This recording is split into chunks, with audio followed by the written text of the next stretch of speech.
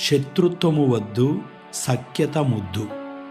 ప్రియులారా, దేవుడు శాంతి సమాధానకర్త. దేవుని ప్రజలంగా మనం కూడా శాంతి స్థాపకులుగా ఉండాలి. క్రైస్తవ విశ్వాసులు సఖ్యత సమాధానముతో జీవించేవారిగా ఉండాలి. సైతాను మనల్ని పలు విధాల శోధించి అశాంతి అలజడులను మనలో రేకెత్తిస్తుంది. జాగ్రత్తగా లేకపోతే సులువుగా మోసపోతాము.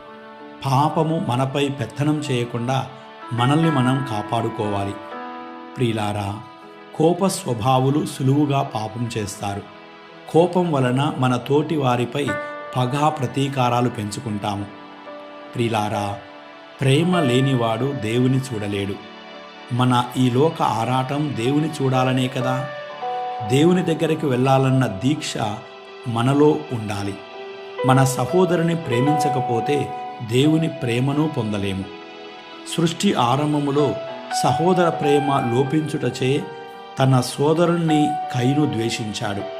మంచి చేయలేని వారు తోటి వారిని ద్వేషిస్తారు.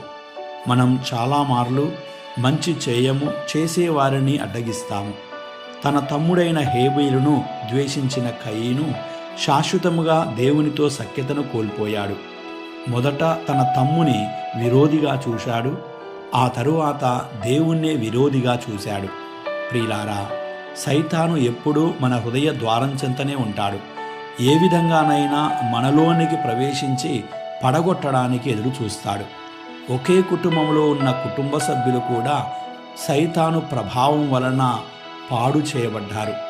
ఒకరికి ఒకరు దూరం చేయబడ్డారు. అవమానకరమైన పరిస్థితి నేడు మన మధ్య కనిపిస్తుంది. ఓర్వలేనితనం ఉంది. సహనాన్ని కోల్పోతున్నాం. ద్వేషం పెరుగుతుంది. సరైన సమయంలో సరిదిద్దుకోకపోతే ఘోరమైన విపత్తులు మన మధ్య జరుగుతాయి. ప్రియులారా, మనలోని కోపాన్ని అణుచుకోకపోతే, విరోధాన్ని పక్కన పెట్టకపోతే మన తోటి వారిని మనం ప్రేమించలేం. మనపై పాపమునకు ఎట్టి యాజమాన్యం లేకుండా ఉండున్నట్లు జాగ్రత్త పడాలి. సైతాను ప్రలోభాలకు లొంగకూడదు. ముఖ్యంగా ఏ రోజు కోపం ఆ రోజును శాంతింప చేసుకోవాలి. సూర్యుడు అస్తమింపక మునిపే సఖ్యత పడాలి. లేనిచో అది మనలో ద్వేషాన్ని పెంచుతుంది, పగా ప్రతీకారాలకు దారితీస్తుంది, ఎప్పటికీ మనల్ని శత్రువులుగా మార్చుతుంది. ప్రియులారా, సఖ్యత వలన మనలో ప్రేమతత్వం పెంచి ప్రభువుకు చెందిన వారిగా మారుతాం.